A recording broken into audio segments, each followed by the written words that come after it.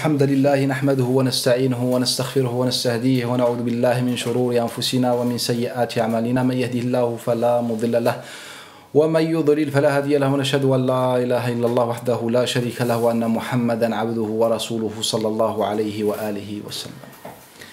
تكلم اليوم إن شاء الله تعالى عن موضوع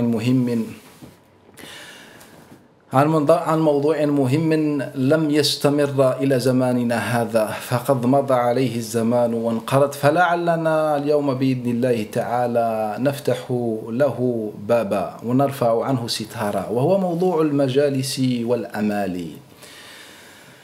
Le sujet choisi pour aujourd'hui, Inch'Allah Ta'ala, c'est un sujet qui est aussi important. C'était une tradition de As-Salaf As-Salih qui a duré pendant des siècles. Dans ma connaissance, elle a disparu dans l'époque de Jalal ad-Din as-Suyuti, connu par son livre Tafsir al-Jalalayn. Qu'est-ce que ce sujet? Ou bien, quel est ce sujet? C'est le sujet des assises et les dictées. Al-Majalis, les assises et les dictées. Qu'est-ce qu'une assise? Une assise, cette méthode de Salaf al-Salih, c'est le fait de se réunir tous ensemble, que ce soit dans une mosquée ou dans un endroit, dans la présence d'un ou des chouyours, et il y a des échanges et de l'enseignement. Et les élèves, ils prennent et ils écrivent toutes choses dites par les savants en général. Ça, c'est ce qu'on appelle al-majlis dans la tradition musulmane. Et on a un autre terme qui s'appelle qui dit al-amali, jam' umliya. Certains disent jam' imla, c'est-à-dire la dictée. Quelle est la différence entre les deux? Dans la dictée, il y a un cheikh qui récite les hadiths, comme on récite le Coran al-Karim, avec ses chaînes de transmission et les élèves notent. C'est de cette manière le hadith a été transmis. De cette manière le hadith a été préservé. Les premiers qui ont suivi cette tradition, c'est les compagnons radiyallahu anhum wa ardahum, radiyallahu anhum wa ardahum. Nous, notre objectif, Inch'Allah Ta'ala, c'est vraiment insister sur le côté de la dictée.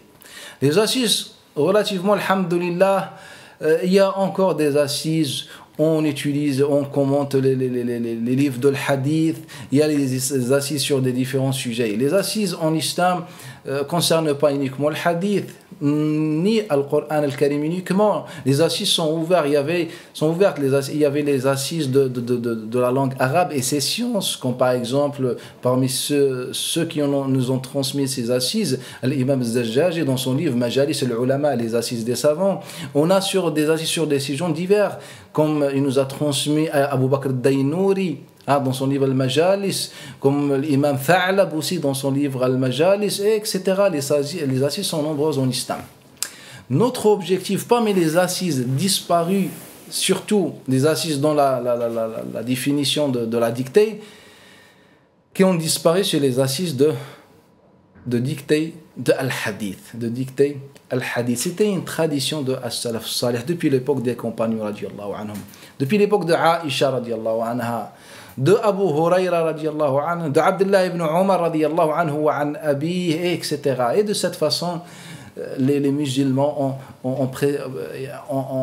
sur cette voie, les musulmans ont marché et ont préservé la religion. Mais malheureusement, c'est une sunna qui a disparu. Et on aimerait bien, Inch'Allah, faire participer avec les musulmans de faire revivre certains sunnahs du prophète sallallahu alayhi wa alihi wa sallam. Tellement les savants y donnaient beaucoup d'importance à ces assises de la dictée qu'ils ont beaucoup sacrifié pour cela. Dans l'époque de Bani Ubaydah, du régime de Bani Ubaydah, Hatim al-Hafid, Hatim ibn Ismaïl, ou Muhammad ibn Ismaïl, a trouvé la mort, a été assassiné par le régime de Bani Umayyah. Par le régime de Bani Ubayd. Car les Bani Ubayd, ils ont empêché les savants musulmans de faire leurs assises dans les mosquées. Malheureusement, comme beaucoup d'associations des régimes en général maintenant, malheureusement. Donc, les savants sont dirigés chez eux, dans leur foyer, dans leur propre maison, parmi leur famille, de donner et de dicter les hadiths du prophète sallallahu alayhi wa sallam. Et quand les Bani Ubayd ont appris ce qu'il faisait, ce grand savant muhaddith, ils l'ont assassiné. Et la liste elle est longue sur les savants assassinés dans ce parcours. Car quand on parle de la dictée, on ne parle pas uniquement d'un hadith, on parle d'une sunnah, on parle d'une voix, on parle de préserver la science, on parle de préserver l'aspect de la science et de partager surtout aussi la science. Ibn Abu Bakr ibn Mardawayh, parmi les savants connus par les assises, car au final l'assise de dictée, ce n'est pas donné à n'importe qui, ce sont des savants compétents. Abu Bakr ibn Mardawayh, sa dernière assise qu'il a faite, c'était l'année 410, exactement le dernier jour de sa vie. Il a fait sa dernière assise où il a rapporté de sa mémoire environ 60 hadiths avec les chaînes de transmission entre lui jusqu'au prophète sallallahu alayhi, de lui jusqu'au prophète sallallahu alayhi wa alihi wa sallam. Et à la fin, il nous a rapporté un poète qui le rapporte, Abu Bakr ibn Abi Dunya, qui dit wa kam hayy hadha wa kam hayyun baka mayta hadha wa kam hayyun baka mayta. Combien de vivants a pleuré sur la tombe d'un mort?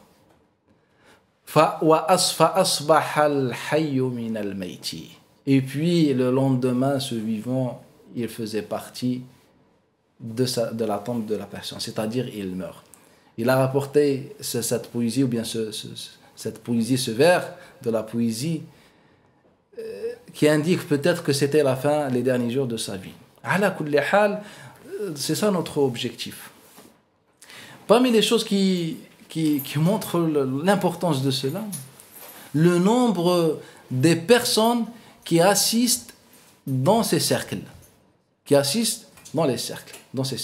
Abu Hatim al-Razi, le compagnon de l'imam al-Bukhari, il a dit: j'ai assisté dans un cercle de Sulayman ibn Harb.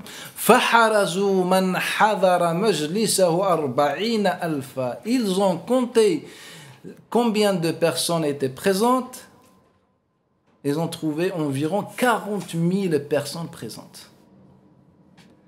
Yahya ibn Abi Talib, il rapporte, il dit: j'ai assisté au cercle de Yazid ibn Haroun. فحرزوا في مجلسه 70,000. Plus de 70 000 personnes présentes dans l'assise, la dictée de Yazid ibn Haroun. Encore ce qui est plus étonnant, le cheikh de Bukhari, Omar ibn Hafs, il dit: أرسل المعتصم من يحرز مجلس علي ibn Asim, le gouverneur de Bani Abbas qui s'appelait le Mu'tasim, a envoyé quelqu'un pour compter combien de personnes assistent à la dictée du hadith par Ali ibn Asim. قال فكان علي ibn Asim على السطح. Ali ibn Asim, il se mettait sur le toit d'une maison. فيقول حدثنا الليث بن سعد. الليث بن سعد m'a rapporté. حدثنا الليث بن سعد. فيستعاد, c'est-à-dire on lui demande de répéter. فيستعاد من الإعادة. قال فيعيد 14 مرة. Il répétait à chaque fois environ 14 fois le hadith. قال والمستملي على جذع نخلة. Et l'intermédiaire est un intermédiaire sur un palmier. Car avant, il n'y avait pas les moyens comme nous. Alhamdoulilah, on a les moyens, mais on n'applique pas la sunna. Avant, ils utilisaient des intermédiaires. C'est-à-dire, chaque personne, on désigne quelques-uns et chacun il se met à une distance particulière afin de répéter et que tout le monde en profite. Wal mustamli, un intermédiaire sur un palmier. Et il répète. Encore, c'est ce qui est plus étonnant.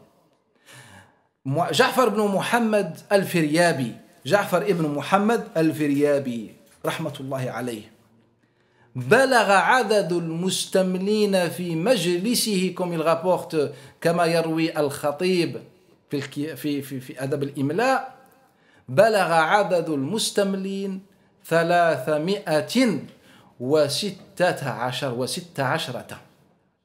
أو 16. Ce qui est encore plus étonnant, Ja'far ibn Muhammad al-Firyabi, il avait un cercle de dictée que les intermédiaires ont dépassé les 300. C'est-à-dire plus de 300 intermédiaires assistaient au cercle. Donc on imagine combien de personnes est présentes. Sachant que dans le cercle de Ali ibn Asim, au final il nous dit Amr ibn Hafs, les personnes présentes ont dépassé les 120 000. C'était ça la sunna, c'était ça l'ambiance. Sans oublier les femmes. Karima bint Ahmed, la version, la copie la plus authentique de l'authentique de Bukhari, la copie la plus authentique de l'authentique de Bukhari est celle de Karima bint Ahmed. Karima bint Ahmed. Ceux qui assistaient à ces cercles, et on les comptait par des milliers ou bien des dizaines de milliers. Et parmi ces intermédiaires, al-Mustamlin, l'imam al-Khatib Abu Bakr al-Thabit, dans Al-Mawsim, elle se mettait sur Arafah, la colline de Arafah, et elle récite les hadiths, c'est-à-dire l'authentique de Bukhari, ce qu'on a entre nos mains maintenant. Entre nos mains maintenant, en général, on a deux copies, celle de Al-Yunini et la deuxième, celle de Karima bint Ahmed.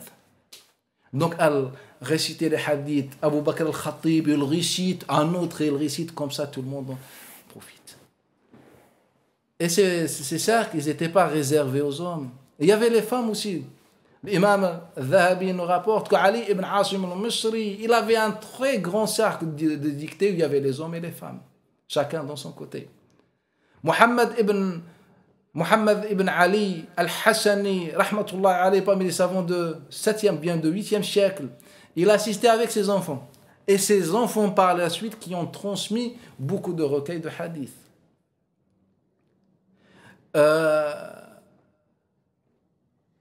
Bibi bint Abd al-Samad, elle nous a transmis un recueil qui s'appelle le recueil de Bibi al-Harawiyah, c'était une savante de l'hadith.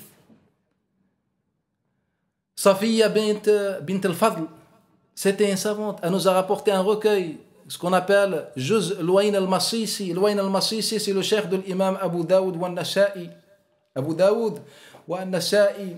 Et la liste, elle est longue. Le cheikh Zainab, la fille de l'Hafid al-Iraqi, le cheikh de l'imam Suyuti, elle aussi, elle avait un sac de dictée. Et la liste, elle est longue. Pourquoi je dis tout cela? En fait, pour revenir avec nos esprits dans l'époque de Salaf as-Salih, cette ambiance pieuse, cette ambiance d'apprentissage et d'enseignement, cette ambiance que chacun il a accès au hadith du prophète sallallahu alayhi wa sallam, et que son nom doit être évoqué dans la chaîne de transmission qui mène au nom du prophète sallallahu alayhi wa sallam. Ar-Rama Hurmuzi, le premier qui a écrit sur la science de l'hadith dans son livre Al-Fasil, il le rapporte dans son introduction. On a demandé à un descendant du prophète sallallahu alayhi wa sallam, un descendant, c'est-à-dire il a un lien du sang avec le prophète sallallahu alayhi wa sallam. Pourquoi tu rapportes à chaque fois les hadiths avec les chaînes de transmission? J'aime bien quand mon nom est évoqué dans la même ligne que le nom du prophète sallallahu alayhi wa sallam. C'est pour ça, Inch'Allah, on va essayer peut-être une fois par mois, Inch'Allah ta'ala, de faire une assise de dictée afin de revenir à la sunna de Salaf al-Salih, de créer cette ambiance et cette invitation concerne tout le monde, les hommes, les femmes, les vieux, les personnes âgées, les jeunes et les enfants, tout le monde sont concernés par le hadith du prophète sallallahu alayhi wa sallam. On commence aujourd'hui, Inch'Allah, notre premier hadith. On va, Inch'Allah ta'ala, suivre une méthode. On va commencer de recueillir tous les hadiths notoires, les mutawatir. Ils ne sont pas trop nombreux. Comme ça, les musulmans, ils vont découvrir qu'est-ce que hadith mutawatir, qu'est-ce que c'est hadith pas mutawatir. Et plus tard, on rapporte les hadiths, ce qu'on appelle hadith al-ahad, les hadiths al-ahad, Inch'Allah ta'ala. On commence aujourd'hui par le hadith innama al-a'malu bin-niyat wa innama likulli imri'in ma nawa. En donnant ma chaîne de transmission qui mène à ce hadith, Inch'Allah ta'ala. Haddathani wa ana asma'. Il m'a informé pendant que j'ai écouté. Abdullah ibn Ahmad al-Tahiri, عن أبيه عن عبد الله بن المعطي عن أبيه عن أبي العباس أحمد بن المبارك الرسموكي عن محمد ابن محمد الهلالي عن محمد بن يحيى عن أحمد بن محمد الميموني عن محمد بن يحيى عن أحمد الضحيكي عن أحمد السكوتي عن أحمد بن محمد بن ناصر الدرعي عن أحمد الصوابي عن إبراهيم بن حسن الهراوي عن عبد الله الأهوازي عن أبيه أبي الفتوح عبد الوهاب الطاووسي الأهوازي عن بابا يوسف الهراوي عن أبي عبد الله ابن شادبخة الفارسي عن أبي لقمان يحيى بن عمار ابن مقبل عن محمد بن يوسف بن مطر الفربري عن أبي عبد الله محمد ابن إسماعيل ابن إبراهيم ابن المغيرة ابن بردزبه الجعفي البخاري قال حدثنا عبد الله الزبير الحميدي قال حدثنا سفيان وهو سفيان الثوري أخبرنا يحيى بن سعيد الأنصاري قال أخبرني محمد بن إبراهيم التيمي قال سمعت علقمة بن وقاص قال سمعت عمر بن الخطاب قال سمعت رسول الله صلى الله عليه وآله وسلم يقول إنما الأعمال بالنيات وإنما لكل امرئ ما نوى فمن كانت هجرته إلى الله ورسوله فهجرته إلى الله ورسوله ومن كانت هجرته إلى دنيا يصيبها أو امرأة ينكحها فهجرته إلى ما هاجر إليه. وكذلك أرويه et aussi je le rapporte d'après محمد الحسني عن أبيه عن جده عباس بن عبد العزيز قال حدثني عبد الحي الكتاني عن أبي المكارم عبد الكريم الكتاني عن عبد الغني ابن أبي سعيد الدهلوي عن أبيه إسحاق محمد الدهلوي عن عبد العزيز الدهلوي عن الشيخ الإمام أحمد ولي الله الدهلوي عن محمد بن أبي طاهر الهراوي عن أبيه إبراهيم ابن الحسن الهراوي عن محمد بن محمد الغزي الدمشقي عن أبيه عن زكريا الأنصاري عن الإمام حجة الإسلام ابن حجر العسقلاني قال حدثني أبو العباس إبراهيم ابن أحمد الحجار عن أبي طالب التنوخي عن الحسين الداودي عن أبي الوقت عيسى بن عبد الأول عن الحسين بن المبارك اليزيدي عن أبي محمد بن يوسف عن أبي محمد بن محمد السرخسي عن محمد بن يوسف بن مطر الفربري عن أبي عبد الله محمد بن إسماعيل ابن إبراهيم ابن المغيرة ابن بردزبة الإمام البخاري قال حدثنا عبد الله بن الزبير الحميدي حدثنا سفيان أخبرنا يحيى بن سعيد أخبرني محمد بن إبراهيم سمعت علقمة بن وقاص سمعت عمر بن الخطاب سمعت رسول الله يقول إنما الأعمال بالنيات وإنما لكل امرئ ما نوى فمن كانت هجرته إلى الله ورسوله فهجرته إلى الله ورسوله ومن كانت هجرته إلى دنيا يصيبها أو امرأة ينكحها فهجرته إلى ما هاجر إليه.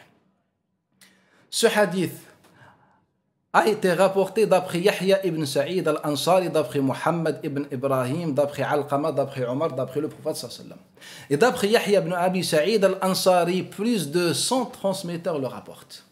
Et le rapporte l'imam al-Bukhari d'après Musaddad ibn Musarhid, d'après Hammad ibn Zayd, d'après Abu Nu'man, Alim ibn Fadl, d'après Hammad ibn Zayd, d'après, comme on a dit, Abdullah ibn Zubayr al-Humaydi, d'après Sufyan, d'après Abdullah ibn Maslam al-Qa'nabi, d'après Malik, d'après Qutayba ibn Sa'id, d'après Abdul Wahhab al-Thaqafi, d'après Abdullah ibn Yusuf, d'après Malik. Et tous, le rapporte d'après Yahya ibn Sa'id al-Ansari, d'après Mohammed ibn Ibrahim al-Taymi, d'après Yahya, d'après Alqama ibn Waqqas, d'après Omar ibn al-Khattab. Il le rapporte aussi l'imam Muslim min tariqi Abi Khalid al-Ahmar. Et aussi il le rapporte d'après Mohammed ibn Rumh ibn al-Muhajir, d'après Al-Layth. Et de la même manière, il le rapporte eux d'après Yahya ibn Sa'id al-Ansari. Il le rapporte Abu Daoud al-Tayalisi d'après Hamad ibn Zayd. Wa Zuhayr ibn Muhammad al-Makki, les deux d'après Yahya ibn Sa'id al-Ansari. Il le rapporte l'imam al-Nasa'i d'après Abdullah, d'après Al-Harith ibn Miskin, d'après Abdurrahman ibn al-Qasim, d'après Malik, et Malik d'après Yahya ibn Sa'id al-Ansari. Il le rapporte l'imam Ahmed ibn Hanbal fil Musnad d'après Sufyan, d'après Yahya ibn Sa'id al-Ansari. Il le rapporte aussi l'imam Abu Bakr ibn Abi Shayba. Il le rapporte beaucoup de savants musulmans. Donc c'est ça la chaîne de transmission de ce hadith. Le hadith de Innama al-a'malu bin niyyat. Ce dont le prophète sallallahu alayhi wa sallam il dit, les actions sont dépendantes à leur valeur. D'après cette traduction, d'après la jurisprudence hanafite, d'après les malikites et les shafi'ites, le hadith soit traduit de cette manière. Les actions, la validité des actions sont dépendantes, bien la validité des actions est dépendante à l'intention. D'après la jurisprudence hanafite, la valeur ou bien le mérite de l'action est dépendant à l'intention. Donc, chacun avait une compréhension du hadith, bien sûr par rapport en appliquant les règles de la grammaire arabe. Donc ça, c'est le premier hadith. Je vais commencer par ce hadith, car le hadith, il nous parle de l'intention. Et l'objectif de chaque musulman, c'est de faire une action, une œuvre, avec une intention sincère à Allah Ta'ala, uniquement pour Allah Ta'ala. Et ce hadith, à partir de Yahya ibn Sa'id al-Ansari, il est notoire. Le premier hadith qui est réellement notoire, c'est le hadith selon le prophète sallallahu alayhi wa sallam, il dit: من كذب عني متعمدا فليتبوأ مقعده من النار. من كذب عني متعمدا فليتبوأ مقعده من النار. Celui qui ment sur mon compte, et il aura sa place, il aura certes une place dans l'enfer, dans le feu. Wal'iyadu billah. Ce hadith, il le rapporte les savants musulmans. Il le rapporte l'imam al-Bukhari, il le rapporte Abu Daoud, al-Nasa'i et les différents savants musulmans. Il le rapporte l'imam al-Bukhari en disant: حدثنا علي بن الجعد حدثنا شعبة عن منصور عن ربعي ابن حراش عن علي ابن أبي طالب. Et aussi il dit: حدثنا أبو الوليد الطيالسي هشام بن عبد الملك حدثنا شعبة عن عامر بن عبد الله عن جامع بن شداد عن عامر بن عبد الله بن الزبير عن أبيه عن جده الزبير ابن العوام. Ici il le rapporte d'après Abu Ma'mar عن عبد الوارث ابن سعيد ابن ذكوان عن عبد العزيز ابن صهيب عن أنس ابن مالك. Il le rapporte aussi d'après en disant: حدثنا, on m'a informé, ou bien il m'a informé, مكي ابن إبراهيم عن عبيد ابن أبي عن يزيد ابن أبي عبيد عن سلمة ابن الأكوع. وهذا الحديث يسمى بالحديث الثلاثي. Ce hadith il est composé que par 3 générations. C'est-à-dire le hadith là où l'imam Bukhari est très proche du prophète sallallahu alayhi wa sallam. D'après le Makki, d'après Yazid, d'après Salama ibn al-Akwa. Il le rapporte aussi d'après Moussa ibn Ismaïl, d'après Abi Awana, d'après Abi Hassin, d'après Abi Abid, d'après Abi Hurayra. Il rapporte aussi les savants de l'hadith, compris l'imam al-Bukhari, min tariq Al-Walid ibn Muslim, عن الأوزاعي, عن حسان, عن أبي كبشة, عن عبد الله ibn Amr ibn al-As. Il rapporte l'imam Abu Hanifa al-Nu'man, d'après Zuhri, d'après Anas ibn Malik. Il le rapporte aussi l'imam Abu Hanifa, d'après Saïd, d'après Ibrahim al-Taymi, d'après Anas ibn Malik. Il le rapporte aussi l'imam Abu Hanifa radiallahu anhu wa ardah, d'après Al-Qasim ibn Abdurrahman ibn Abdullah ibn Mas'ud, d'après son père, d'après son grand-père Abdullah ibn Mas'ud. Il le rapporte l'imam Al-Hakim et les autres savants aussi, d'après Al-Ahwas ibn Al-Hakam, d'après Abi Umama, d'après Al-Makhoul, d'après Abi Umama. On le rapporte aussi d'après Muhammad ibn Ishaq, d'après Ma'bad ibn Ka'b ibn Malik, d'après Abi Qatada. Et les chaînes de transmission sont nombreuses. Ce hadith, il est rapporté par beaucoup de chaînes de transmission. Cela, c'est juste un extrait de ces chaînes de transmission où le prophète sallallahu alayhi wa sallam, il nous donne un avertissement de ne plus jamais mentir, de ne pas mentir à son compte. C'est-à-dire, quelle est la définition de mentir dans la langue arabe, car elle a une définition bien différente que celle dans les autres langues. La définition de mentir en arabe ne prend pas en compte l'intention. C'est-à-dire, toute parole qui n'est pas compatible avec la réalité est considérée comme mensonge en arabe. C'est-à-dire celui qui rapporte une parole en pensant que c'est un hadith du prophète sallallahu alayhi wa sallam, avec une intention bien sûr sincère, au final on dit le hadith mensonger et celui qui l'a rapporté il est menteur. Celui qui rapporte une parole d'un compagnon en pensant que c'est la parole du prophète sallallahu alayhi wa sallam, et il dit, le prophète a dit, c'est un hadith mensonger et celui qui l'a rapporté, il est considéré comme menteur. C'est pour ça, si vous revenez à la sunna des compagnons, souvent ils disaient aux autres, vous êtes menteurs. Pourquoi? Car la langue arabe ne prend pas en compte, dans sa définition de ce mot, ne prend pas en compte l'intention. Est-ce qu'il a vraiment menti, c'est-à-dire vouloir mentir ou pas. C'est pour ça qu'il n'y a aucune différence entre celui qui invente un hadith volontairement et celui qui rapporte un hadith sans la maîtrise et au final ce n'est pas un hadith. Dans le hadith, les savants qui ont commenté et expliqué ce hadith ne font aucune différence. Les deux, bien sûr les degrés sont différents par rapport à l'intention, mais au final le hadith il est mensonger et celui qui l'a rapporté il est menteur. C'est pour ça les compagnons radiyallahu anhum, ils avaient la crainte de rapporter un hadith. Les compagnons radiyallahu anhum, ils avaient la sueur en rapportant un hadith. C'est-à-dire rapporter un hadith nécessite un effort. Imam Muslim, Ibn Majah et les autres, ils nous rapportent d'après Amr ibn Maymoun. Il a dit, je n'ai jamais raté une après-midi d'un jeudi sans rendre visite à Abdullah ibn Mas'ud. Et je n'ai jamais vu Abdullah ibn Mas'ud en train de rapporter un hadith. Un compagnon qui connaît les hadiths du prophète, jamais il rapporte un hadith. Il dit, hatta kana ashiya, jusqu'à une après-midi, j'ai entendu en train de rapporter un hadith. Ses boutons se sont ouverts.